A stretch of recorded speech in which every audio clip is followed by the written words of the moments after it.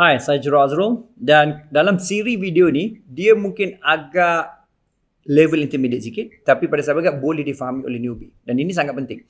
Di mana konsep ni ialah melibatkan kepada pergerakan keseluruhan trend dan pergerakan keseluruhan trend saya selalu tekankan dalam mazhab kita relativity iaitu kita ada 4 jenis trend. Satu dinamakan sebagai trend reversal zone dalam pergerakan satu trend. Okay, saya tulis kat sini. Trend reversal zone. Dan kita ada yang kedua yang dikenali sebagai trend start. Dan yang ketiga kita kenali sebagai trend confirmation. Dan yang keempat ialah kita kenali sebagai trend continuation.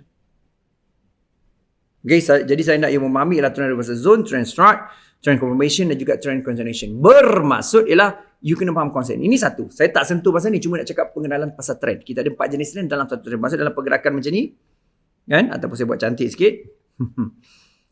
Saya buat cantik sikit. Okay, maksudnya dalam pergerakan ni, you kena faham iaitu ada bentuk trend. Maksudnya you tak pernah terlepas. Ada kata, coach saya terlepas trend dan sebagainya. Tak perlu. You kena faham kedudukan trend tu adakah berada trend reversal zone, trend start awalan trend bermula ataupun trend pengukuhan trend ataupun trend berterusan.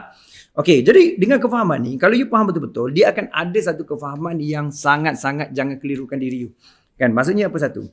Apa yang saya nak bagi tahu pada you ialah, iaitu satu-satu. Yang pertama ialah you kena faham. Kalau price ni bergerak seperti ini sebagai contoh, dan dia buat high, dan juga dia turun, ini sebagai contoh, ini adalah area dinamakan sebagai trend reversal zone. Okay, inilah trend reversal zone. Okay, trend reversal zone. Ini nama dia trend reversal zone. Maksudnya ini juga bermaksud kalau you nampak macam retest. Nampak tak? Retest.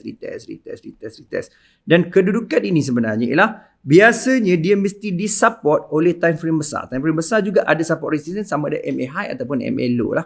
Kalau saya nak buat cantik sikit pada you supaya you faham, iaitu di sini ialah you boleh nampak iaitu ada kefahaman, iaitu kalau saya buat betul-betul so maksudnya dia mungkin disupport oleh MA purple, MA mirror ataupun MA pink, MA mirror, supaya you faham ini juga konsep dia. Bermaksud ialah ketika sampai zone tersebut mungkin ada retest yang beberapa kali dan baru dia ada reversal zone dan adalah pengetahuan lain yang mungkin you boleh faham, tetapi saya kena buat video lain kalau tidak video ni terlalu panjang. Nama siri video pendek jadi video siri panjang ke.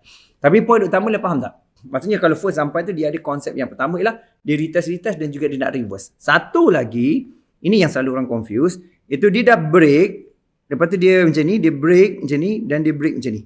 So ini bermaksud ialah sideway retest 359. Ini adalah retest 39. Jangan confuse. Saya nampak kadang banyak student saya yang follower saya dia confuse. Ini bermaksud ialah EC 359. Ada sebab perkataan EC itu dia asal daripada diagram sebenarnya, tetapi saya masih lagi meletakkan menunjukkan dia adalah entry zone, entry confirmation hasil daripada candlestick trend ataupun candlestick continuation. So jadi you kena faham ini adalah konsep yang you kena nampak. Jadi pergerakan trend ini adalah continuation. Ini adalah continuation. Ini yang dekat atas ni adalah reversal. Dia beza dia reversal. Macam mana nak kena pasti? Biasanya kita guna kaedah filter menggunakan multi time frame. Kan kita menggunakan kaedah iaitu menggunakan filter menggunakan confluence. Jadi kita ada konsep-konsep tersebut dan ada konsep yang untuk mengenal pasti kita guna CTS dan saya akan ajar nanti dalam video seterusnya. Tapi poin utama ialah you faham tak? Maksudnya ialah dalam trend kita ada trend continuation, kan kita ada trend confirmation, saya sebut saya terbalik, kan kita ada trend start dan juga trend reversal zone. Ataupun dia bermula dengan trend reversal zone, iaitu perubahan trend yang mungkin akan berlaku ataupun saya salah awal adalah signal awal trend mula berakhir ataupun berubah. Yang kedua adalah trend start, trend bermula. Yang ketiga trend confirmation dan yang ketiga trend continuation. Trend confirmation ialah bermaksud ialah pengukuhan trend bermula dan juga pada trend continuation ialah trend meneruskan perjalanan semasa. So apa yang saya nak tekankan lah, you kena faham beza ni. Takutnya dah ingat dah sampai dia retest, nak turun rupanya naik lagi. Itu bermaksud itu break. Itu adalah bermaksud isi 39. Kerana dia munculkan isi trend dan juga isi continuation. Tapi boleh tak coach dia naik dan turun selepas isi continuation? Yes.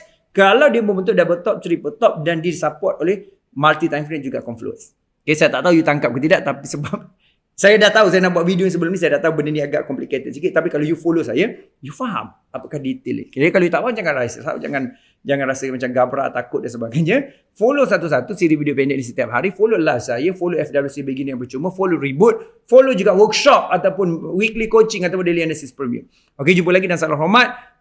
Please komen dekat bawah ni apakah video yang you nak ataupun apa you nak tanya saya lagi secara lebih mendalam. Dan juga pelajar please subscribe channel ni dan juga ajak kawan-kawan yang lain dan juga like banyak-banyak sikit. Jangan seorang 2 kali jadi unlike pula. Ajak kawan like semua. Jumpa lagi dan salam hormat dan salam sejahtera.